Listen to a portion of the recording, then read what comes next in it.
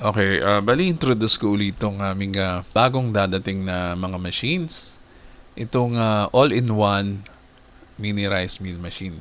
Kasing versatile din itong vertical machine na single funnel namin, no? Bali kasi ganito.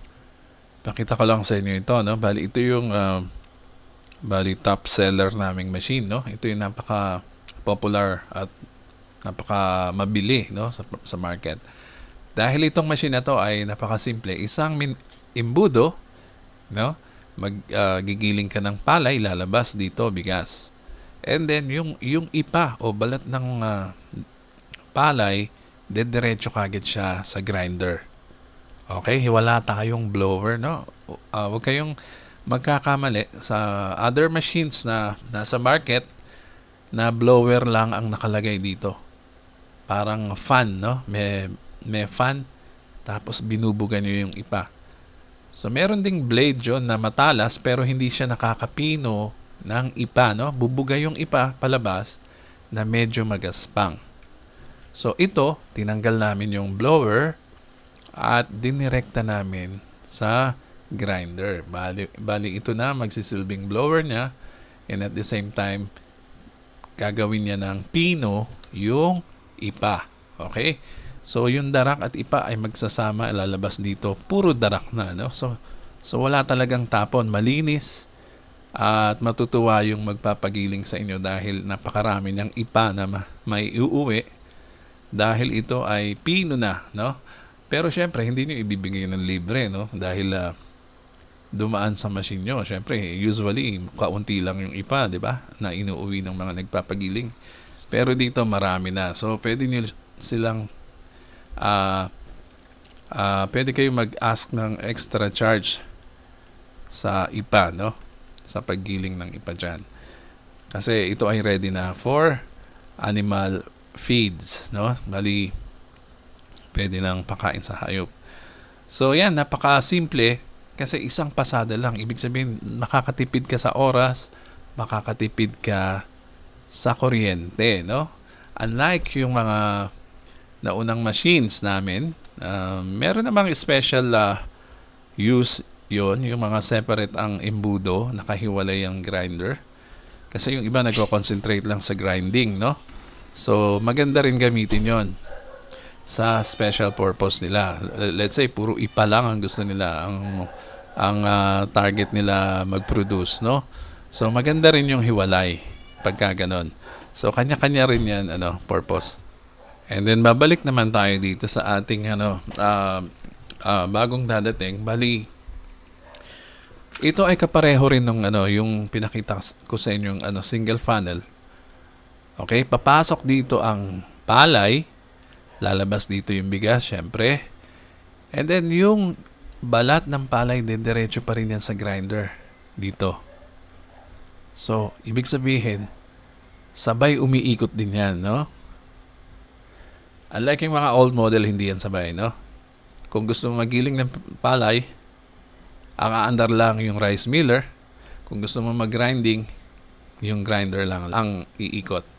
So, dito, sabay umiikot yan. Dalawa ang belt niyan dito, no? Nakita natin. Yan, no? Sabay, magpapaikot ang belt ng dalawang machine in one, no? So, parehas ka versatile nung una, pero dalawang imbudo. So, ano ang advantage nitong dalawang imbudo? Dito, hindi lang pwede kang makatipid sa kuryente o makatipid sa time, no? Kasi ganun din yan, no? Lalabas dito, pino na. And then, ang another purpose ng another embudo, pwede kang mag-mix, no? Pwede mong i-mix yung let's say nagpapalabas ka ng darak dito, gusto mo sa animal feed, no? Pwede ka maghalo ng kung ano-anong gusto mong pulbusin at mag-mix na together, no? Paglabas. Yan. So, pwede ka maghulog dito habang nagigiling ka ng palay. So, or pwede naman mag-grind ka lang ng kung ano-anong butil, no? Na dried. Pwede rin, no? Dito ka lang mag-ooperate sa kabilang imbudo. So, parang ang purpose nito ay dalawa, no? na naging katulad siya ng older model, hiwalay ang grinder at rice miller. And at the same time,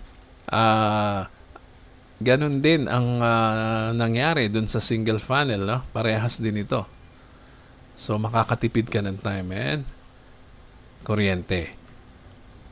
And then yun, optional, pwede ka pang mag-grind ng kung ano-ano, pwede mong i-mix sa ipa yung other grains or anything na dried na pwede mong gilingin na isama for animal feed, no? So yan lang kasimple yung machine, no? Napakadali rin i-operate nito. By the way, itong knob na to, yan, ito yung nag-a-adjust kung gaano kadiin ang kiskis sa palay, no?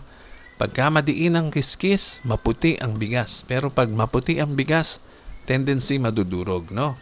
So, i-adjust nyo yan, itong knob na to, para eksakto yung kiskis, yung pressure sa pagkiskis dun sa balat ng palay.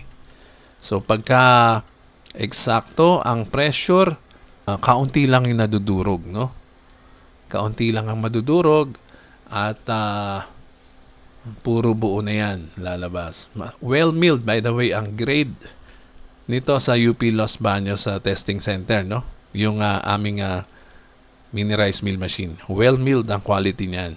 So wala nang kaartihan, walang komplikado na mechanism, pero well milled ang napoproduce niyan. Unlike yung mga mamahaling malalaking machine na kung ano-anong parts ang nakalagay, no? So ang hirap mag-maintain minsan pag nasiraan ka ng parts, bibilin mo specifically yung product, yung model ng parts na yan at ikakabit mo dito. So magastos ang maintenance nun. Samantalang ito, super easy, super simple. Napakadali i-maintain, no? By the way, nako-customize ito, no? Yung other parts niyan sa loob.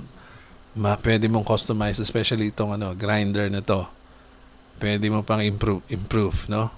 So super dali dahil napakamura ng ng consumable nito. Yung screen ng meron screen ang rice miller, merong screen ang grinder. Yun lang ang mga consumables niya. So kailangan i-maintain mo yan. Syempre pagka maingat ka maglagay ng palay na hindi marurumi, no? Usually, yung mga maduduming palay, sumasabit yan sa screen. Nagko-cover yan dun sa mga butas. Pagka madumi yung palay mo, magkukos siya ng choke, magkukos siya ng pagkabungi ng screen, no? Tsaka hihina ang buhos ng bigas. So, pagka malinis ang palay, dried, completely dried, madali siya magigiling dito at malakas ang magiging buhos niya, no? Yung iba kasi nagtatanong, Sir, bakit minsan ang lakas ng buhos ng aking output? Minsan mahina. Yun ang dahilan. Dahil minsan may nagpapagiling sa kanila na hindi pa masyadong natuyo. Tapos igigilingin nila, dumidikit doon sa screen yung mga balat, no? Nagkakaroon ng bara. At nagkakaroon ng posible mag-choke, no? Yung hihinto. Nahihirapan umikot yung wheel o nahihirapan ang motor ikutin yung wheel kasi nga puro barado na yung yung loob. So madali naman i-maintain ito, dalawa lang naman ang tornilyo. Isa ito at isa dun sa kabila. Bubuksan mo yan at tatanggalin mo yung screen sa loob para mawala yung bara. Para matanggal yung bara. So yun lang, ganun lang ang pag-maintain yan. And then dito sa grinder wala masyadong gaanong technical din dito. Parang to plug and play din to, parang ganun. So ang laman niyan ay blades, paddles at screen lang. So napakadali i-maintain ng parts niyan, no? Pag nabungian ka ng screen, palit lang, no? Madali lang naman magpalit ng screen. Yung mga paddles na humahawi dun sa loob, no? Parang hinahalo niya ginigiling niya dito, napupudpud din yun, no? Sa katagalan, napupudpod. Napakadali lang din yon i-maintain. Madali lang tanggalin. Parang nakatornilyo lang yun eh. Pinipihit lang yon, nakatornilyo, at papalitan mo ng bago. Or, pwede mo palitan yung mga tornilyo na yon ng sarili mo. Yun DIY mo, no? So, sukatin nyo lang yung tornilyo niya, kung ano yung diameter ng tornilyo. Kabitan nyo na lang ng kahit anong pwede nyo ikabit. So, hindi ito maselan sa parts. Hindi siya naghahanap na kailangan original, kailangan yung model number. Hindi ganon. Kahit yung blade, pwede nyo ring palitan ang blade niyan. By the way, ang blade, kung hindi kayo kontento, pwede nyo gawing matalim na blade. Pwede kayong pumunta sa metal shop at magpagawa ng flat stainless steel na blade. Butasan sa gitna, ikabit nyo sa loob, ayun. Napakagandang na yan. Grinder na, no? So, ganun kadali mag-maintain at improvise ng machine na to. Hindi maselan sa parts, no? Hindi kagaya ng ibang nasa commercial mga machines, lalo na yung mga malalaking machines at napakamahal, no? And by the way, ito ay magproproduce ng at least 3 kabang bigas sa isang oras. Pag maganda ang palay mo, mas madami pa ang magigiling mo dyan, no? At least 3 kaban na 50 kilos ang kayang igiling niya, no? Sa isang oras. So, napakasimple at kasing versatile din ang aming single funnel. Ito ang aming dadating soon, no? Kung gusto niyo mag-reserve, pwede niyo kaming kontakin sa 0927-5700-621 or hanapin sa Facebook ang Simple Machines PH. Okay?